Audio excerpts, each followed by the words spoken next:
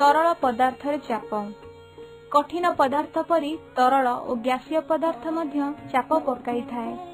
यह जो पात्र रे रहे सेही पात्रर तले और कांथ उपरे चाप पकाए।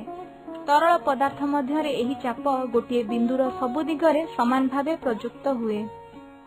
प्लवता कूअरु पानी काढ़िला बेले आमे अनुभव करिथाउ जे जलपूर्ण बाल्टी पानी रे बुड़ी रहिला बेले हालुका लागे और पानी ऊपर को आसिले अधिक ओजन लागे। पोखरी रे पहरिला बेले आमे निजको हालुका अनुभव करिवा कथा समस्ते जानिछे।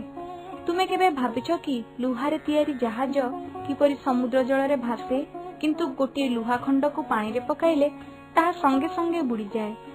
एही सबु तथ्य को बुझिबाकू हेले आमको प्लवता कौन जानिबाकू हेबो। एबे आस निम्नलिखित आलोचनारू प्लवता कौन बुझिबा। तुम पई काम गोटे खाली प्लास्टिक बोतल रो ठिपी बंद करी एक जलपूर्ण पात्र रे रख। बोतलटी पानी रे भासीबो। बोतलटी को पानी भीतर को ठेलिबाकू चेष्टा कर। तुमे एक ऊर्ध्व बल अनुभव करिबो जहा बोतलटी को पानी रे ठेली तळकू पुराइबा कार्य रे बाधा दिए। बोतलटी को जलपृष्ठरू जेते अधिक भीतर को ठेलिबो बोतल उपरे जल सेते अधिक ऊर्ध्व बल प्रयोग करिबो। बोतलटी को पानी रे संपूर्ण बुड़ाई छाड़ी देले एहा आपे आपे ऊपर को उठी आसीबो। एठारे केतोटी प्रश्न मन को आसे, जेपरि कि पृथ्वीर माध्याकर्षण बल बोतल उपरे कार्य करे कि? जदि करे तेबे बोतलटी को जल भितर तळकू बुड़ाई छाड़ी देले ताहा सेही स्थान रे रहिबा परिवर्ते ऊपर को उठी आसे काहेकि? बोतलटी को किपरि पानी रे बुड़ा जाई परिबो? पृथ्वीर माध्याकर्षण बल बोतलटी को तळ आडकू टाणे, मात्र जल बोतल उपरे एक ऊर्ध्व बल प्रयोग करे जहा फल रे बोतलटी ऊपर को ठेली हुए। जेतेबेले जल भितरे एही ऊर्ध्व बलर परिमाण पृथ्वीर माध्याकर्षण बलर परिमाण अर्थात बोतलटीर ओजन ठारू अधिक हुए, बोतलटी ऊपर को उठी आसे। बोतलटी बुड़ी जिबा पई बोतलर ओजन बोतल उपरे क्रियाशील ऊर्ध्व बलर परिमाण ठारू अधिक हेबा आवश्यक। बोतल उपरे एक अतिरिक्त निम्नमुखी बाह्य बल प्रयोग कले जाई बोतल को जल मध्य रे बुड़ाई रखिबा संभव हेबो। एही अतिरिक्त निम्नमुखी बाह्य बलर परिमाण ऊर्ध्व बल और बोतलर ओजन परिमाणर अंतर सह समान बा अधिक हेबा आवश्यक। एठारे जल बोतल उपरे जे ऊर्ध्व बल प्रयोग कला ताहाकू प्लवन बल कुहा जाए। प्लवन बल तरल पदार्थ रे बुड़ी थिबा प्रत्येक वस्तु उपरे कार्य करिथाए। एही बलर परिमाण तरल पदार्थर सांद्रता उपरे निर्भर करे। कोनोसी वस्तु जल मध्य बुड़िले सेही वस्तु उपरे क्रियाशील ऊर्ध्वमुखी प्लवन बलर परिमाण अपसारित जलर ओजनर परिमाण सहित समान। जलरे वस्तुटीए बुड़े बा भासे काहेकि? एही प्रश्नर उत्तर पाइबा पई एक छोट परीक्षाटीए करिबा। गोटी पात्र रे पानी भर्ती कर। पानीर पृष्ठ रे एक लुहा कंटा रख। कौन हेउछि लक्ष्य कर। कंटाटीए पानी रे बुड़ी जिवो। एठारे कंटा उपरे दुईटी बल कार्य करे। प्रथमटी पृथ्वीर माध्याकर्षण बल बा कंटार ओजन और द्वितीयटी प्लवन बल। एही दुईटी विपरीतमुखी बल मध्यरु प्रथमटीर अर्थात माध्याकर्षण बल बा ओजन परिमाण प्लवन बल ठारू अधिक हेबारु कंटाटी पानी रे बुड़ी गला। तुम पई काम गोटिए जलपूर्ण पात्र रे समान वस्तुत्व विशिष्ट एक लुहा कंटा और कर्क को रख। कौन हेउछि लक्ष्य कर। लुहा कंटाटी बुड़ी जिवो, मात्र कर्कटी पानी रे भासीबो। एहा वस्तु दुईटीर सांद्रता रे थिबा पार्थक्य जोगु घटे। कर्कर सांद्रता जलर सांद्रता ठारू कम, तेणु कर्क क्षेत्र रे प्लवन बलर परिमाण कर्कर ओजन ठारू अधिक, तेणु एहा जलपृष्ठ रे भासे। मात्र लुहा कंटार सांद्रता जल ठारू अधिक, तेणु एहा उपरे प्रयुक्त प्लवन बलर परिमाण लुहा कंटार ओजन ठारू कम, जहा फल रे कि एहा बुड़ी जाए।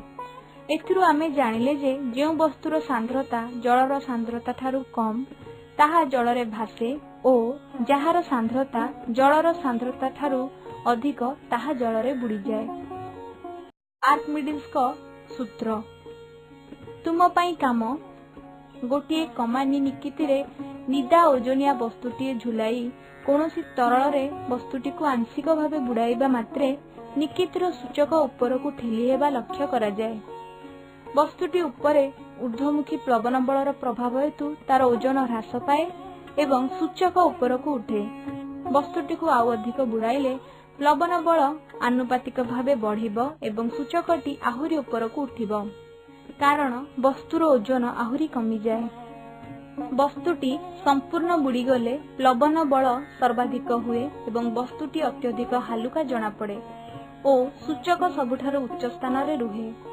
एहा परे तरल भितरे वस्तुटी को अधिक बुड़ाइले मध्य प्लवन बल आउ वृद्धि पाई न थाए, तेणु सूचकर स्थान अपरिवर्तित रहे। सुतरां वस्तु उपरे तरल प्रयोग करुवा प्लवन बल तरल मध्य वस्तुर बुड़ी रहिथिबा अंशर आयतन उपरे निर्भरशील। बुड़ीबा अंशर आयतन बढ़िले प्लवन बल बढ़े। ग्रीक दार्शनिक तथा गाणितिक आर्किमिडीज प्रथमे यह आविष्कार करथिले। प्रत्येक वस्तुर निजस्व प्रकृत ओजन अछि। गोटिए वस्तु एक तरल मध्यरे बुड़िले ताहार ओजन किछि कमी गला परि जଣା पड़े। एही ओजन ह्रास को आभासी ह्रास कुहा जाए, कारण वस्तुटी तरलरू बाहरी आसिले तार ओजन पुणी बढ़ी जाए, जहाकू वस्तुर प्रकृत ओजन कुहा जाए। गोटिए वस्तु को कौनसी एक तरल रे बुड़ाइले ताहा बुड़ीथिबा अंशर आयतन सह समान आयतनर तरल अपसारित करिथाए।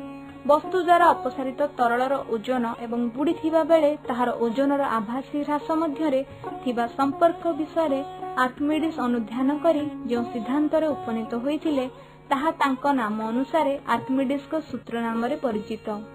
सूत्रटी हेला कौनसी एक तरल रे कौनसी एक वस्तु को संपूर्ण बा आंशिक भाव बुड़ाइले वस्तुटीर ओजन ह्रास पाए।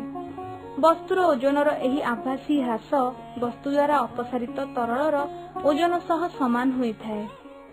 आर्किमिडीज को सूत्र प्रयोग करी वस्तुर आपेक्षिक सांद्रता निर्णय करा जाए। अधिकांश भासमान अनुप्रयुक्तिर निर्माण रे एही सूत्र व्यवहृत होइथाए।